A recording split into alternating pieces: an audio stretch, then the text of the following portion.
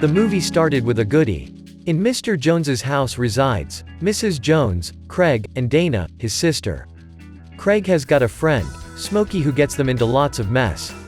Smokey got lots of nasty friends except Craig, with who he eventually got into an untold mess. This got them ranting, panting, and dying on the inside. But they were able to overcome their fears with the boldness and courageous words of Craig's dad.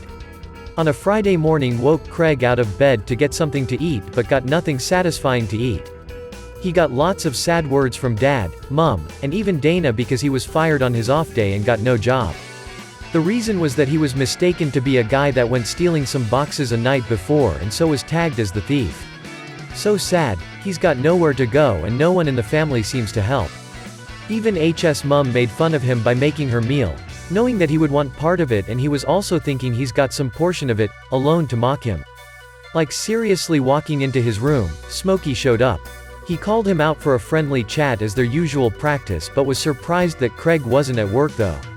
He had a mixed feeling about it and then cheered it up with some smoking of weed which he convinced Craig to do. Mind you, Craig never smoked before, that was his first and he was caught on the web. OMG, before that, Smokey persuaded Craig to follow him to his mama's house to get some weeds. On getting home, they met his mum smoking as usual but weird to Craig. That could have probably been the reason for Smokey's way of life, he'd been smoking since he was 2 years old. You know how that feels, right? She got to send Smokey to get some more still from the store. They got hooked up with Ezel, the funny naughty man in the hood.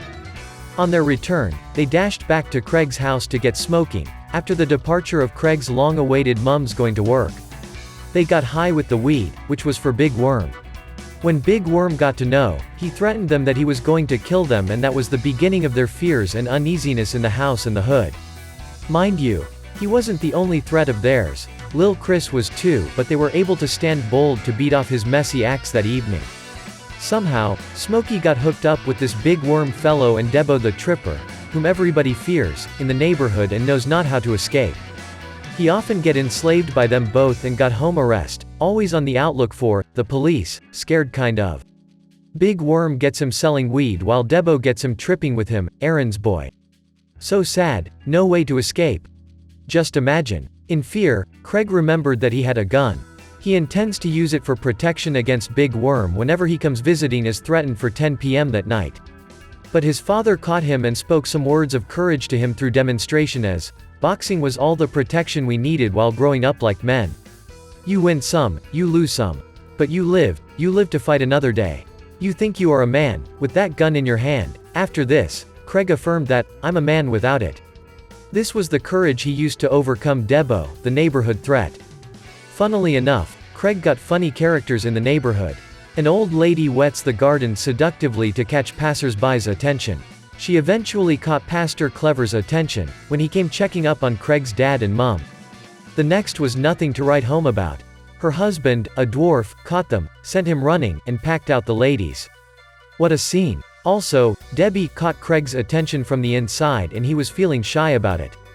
Smokey eventually told her when she returned from work to check up on her friend, Dana, and to tell Smokey about a new girl for him, who he ended up hating at first sight. So funny. And her sister Felicia, who begs for everything possible.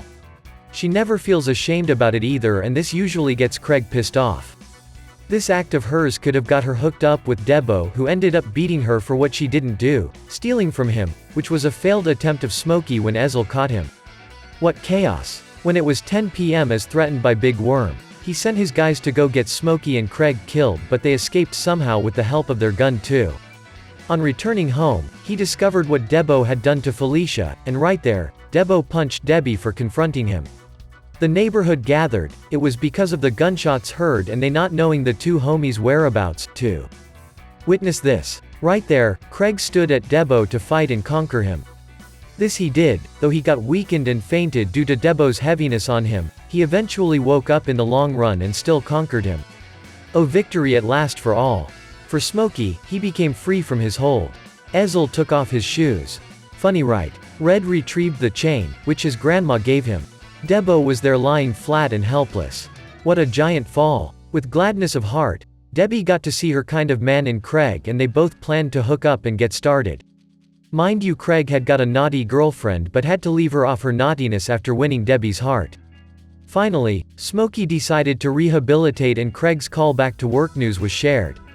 Wow, what a relief. What a Friday. It kicked off as a bad day for Craig but ended up being the best day ever. Wow.